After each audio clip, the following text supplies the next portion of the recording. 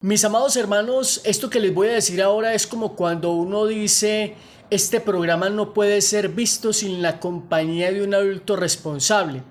Lo mismo pasa con la Sagrada Escritura cuando algunas personas están esperando encontrar algunos términos o prácticas católicas de manera explícita en la Sagrada Escritura, como por ejemplo la Santa Misa, el purgatorio, la oración a María, el limbo, el bautismo de niños, el alma inmortal, Pedro como el primer papa, un escapulario, agua bendita, culto a las imágenes, el domingo, etcétera.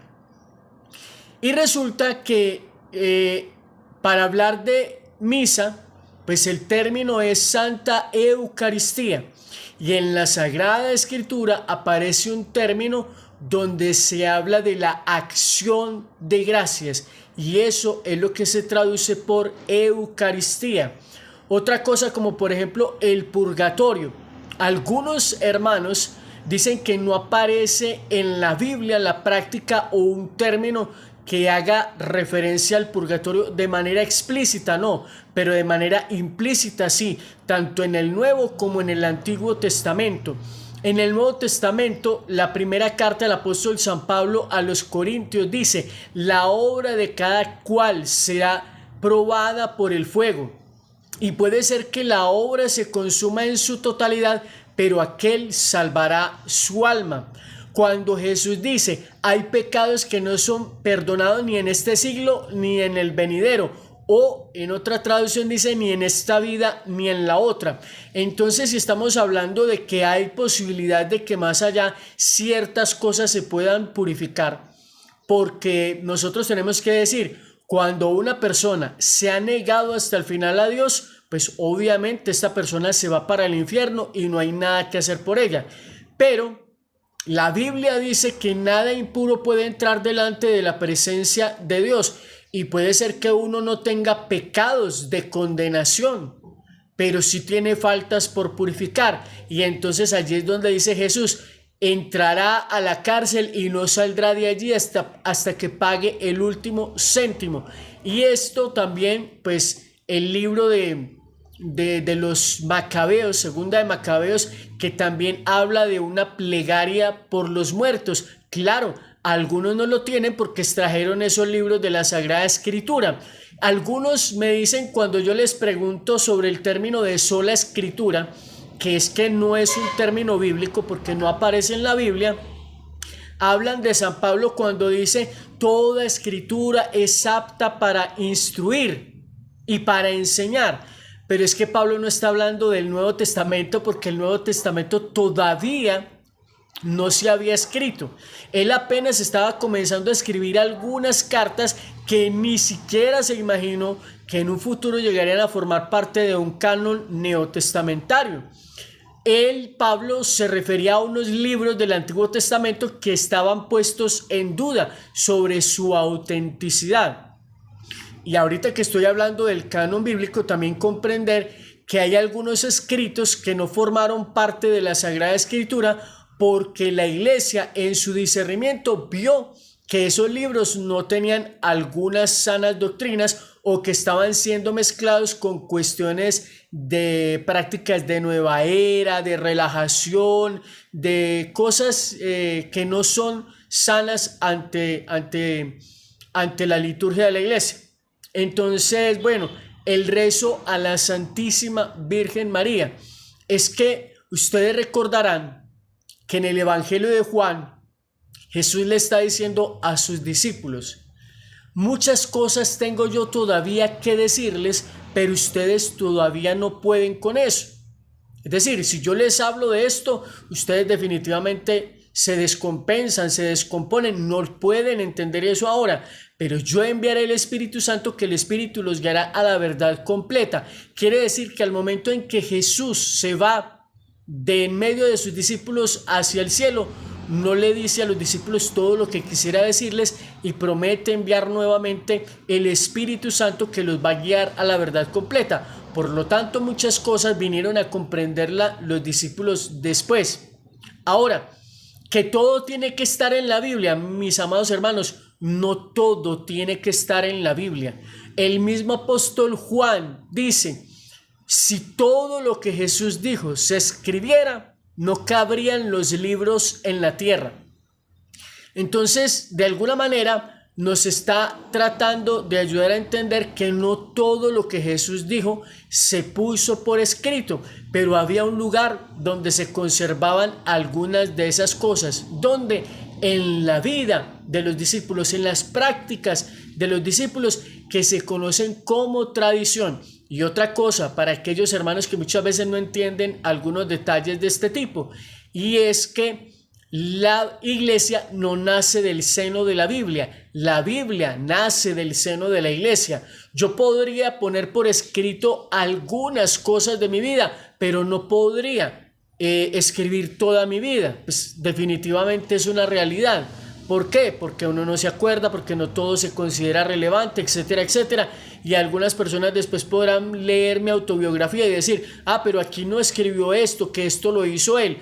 Pero ellos en la vida real saben que esas cosas pasaron. Entonces muchas de esas cosas pasan con temas bíblicos. Entonces casi siempre que se acerca la Cuaresma en la iglesia, pues suceden todo este tipo de situaciones en las cuales se vienen a atacar algunas enseñanzas de la Iglesia Católica, a querer ridiculizar algunas prácticas de la iglesia, a hablar en contra de las imágenes, etcétera, y todo esto.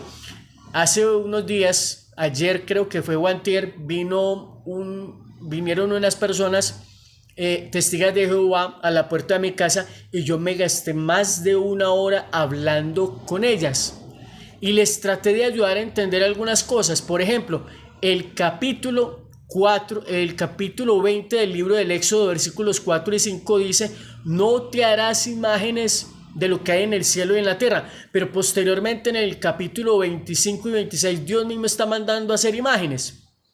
En Números 21:8 Dios está mandando a hacer una imagen de una serpiente, y es más, bajo el agravante de que todo el que era mordido por una serpiente se regresaba hacia ella y la miraba, quedaba sano por mirar la serpiente. Entonces, queridos hermanos, ¿cómo nosotros vamos a entender algunas cosas que definitivamente algunos hermanos no han logrado comprender? Dios, cuando le prohíbe al pueblo de Israel tener imágenes, lo hace porque cuando ellos se están confesionando una imagen, no tienen la idea de algo que sea ornamental, un adorno, sino un Dios. Yo me cojo un pedazo de madera, una piedra, la formateo, le doy la forma de una figura y enseguida le digo: tú eres mi Dios, algo que ha sido forjado por mí. ¿Por qué? Porque el pueblo de Israel a veces era invadido por otros pueblos que eran politeístas. Yo le pregunté a estas hermanas testigos de Jehová: ¿ustedes saben lo que significa monoteísmo? No. ¿Cómo? ¿No saben lo que significa monoteísmo? Politeísmo tampoco. Pues para su información, monoteísmo significa creer en un solo Dios, y politeísmo la creencia en varios dioses. Oh, no se lo sabían, voy a tomar nota. Y entonces, pues dentro de las cosas que yo les decía a ellas, pues les decía, el pueblo de Israel era monoteísta y los pueblos que invadían a Israel y los tomaban presos eran politeístas. De manera que en aquel momento el riesgo que había en el corazón de la gente era decir: es que los dioses de estos pueblos son más poderosos que el nuestro, porque miren cómo nos sometieron. Entonces ellos, cuando se hacían una imagen, la idea no era tener una imagen decorativa, sino crearse un Dios. Por eso Dios les prohíbe hacer imágenes. Cuando yo les dije: explíqueme el contexto de Números 25, no supieron explicarlo, y yo les expliqué qué fue lo que pasó. Entonces, muchas cosas que pasan en la Sagrada Escritura no están escritas de manera explícita en la Biblia, pero en la primera comunidad, porque una cosa sí tenemos que nosotros tener claro: no es la Biblia el fundamento de la iglesia. La Biblia conserva el depósito de la fe que ha sido revelado a la iglesia, que es muy diferente, pero la columna y el fundamento de la verdad es la iglesia. porque de la iglesia es de donde nacen esos escritos, dice Pablo en la primera carta a Timoteo, 1 Timoteo 3:15. Espero poder ir a verte pronto, pero por si no, te escribo estas cosas para que sepas cómo hay que comportarse en la iglesia del Dios viviente, que es columna y fundamento de la verdad. Queridos hermanos, entonces cuando estas personas vienen y dicen, es que eso no está en la Biblia, eso no lo dice la Biblia, esperando encontrar la palabra misa, esperando encontrar la palabra católico en la Biblia, ¿dónde dice la palabra que la iglesia es católica? No lo dice. Pero el mandato misionero que hace que la iglesia sea universal, que esa es la traducción del término católico, está en el Evangelio de Mateo capítulo 28 versículos 19 y 20. La iglesia no se llama católica. Yo, Jesús, voy a fundar la iglesia católica. No.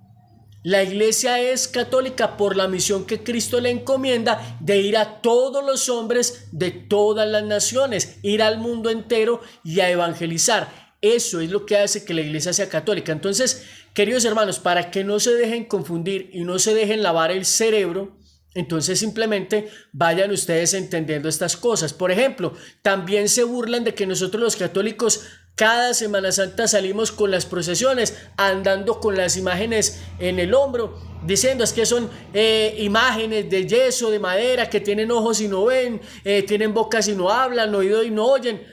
Pero en el libro del Éxodo, capítulo 25, y todo el capítulo 25 y el capítulo 25 está hablando de la construcción del Arca de la Alianza, y el Arca de la Alianza no era llevada en hombros, y la gloria del Señor no se manifestaba en el arca. Entonces, ¿de qué estamos hablando pues? Queridos hermanos, entonces nosotros tenemos que tratar de comprender que hay algunas cosas que en medio del pueblo se convierten en un símbolo a través del cual el pueblo está manifestando una fe, celebrando o recordando un acontecimiento. Pero es que no es ese palo que hay ahí la Virgen María, ese palo que hay ahí no es San José, ese palo que hay ahí no es el apóstol Juan, ese palo que hay ahí no es Cristo, no. Pero nos hace presente un misterio, nos lleva a recordar un misterio que nosotros celebramos, que si no lo celebráramos la gente lo olvidaría. ¿A ustedes no les ha pasado cuando nos encontramos con que hay cosas que pasaron hace unos días y ya la gente se olvidó? Y si nadie vuelve a hacer mención de eso, a lo mejor uno que otro se acordará. ¿Quiénes? Quienes lo vivieron en carne propia. Los demás no, simplemente como les contaron, se los transmitieron, entonces no es algo de relevancia para ellos y cae en el olvido.